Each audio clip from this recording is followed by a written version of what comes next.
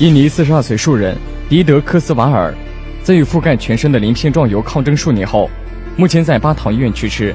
令人遗憾的是，科斯瓦尔至死未能实现其治愈疾病、重操木匠职业的愿望。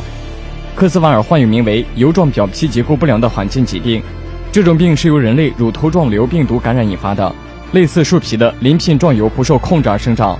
这种疾病已经困扰了他数十年，让他付出失去家庭、工作以及独立生活能力的代价。科斯瓦尔的手脚病症最重，被近6公斤重的疣覆盖着。他的病情如此之重，以至于引发国际关注。随着病情的加重，科斯瓦尔无法正常使用手脚，结婚10年的妻子和2个孩子也都离开了他。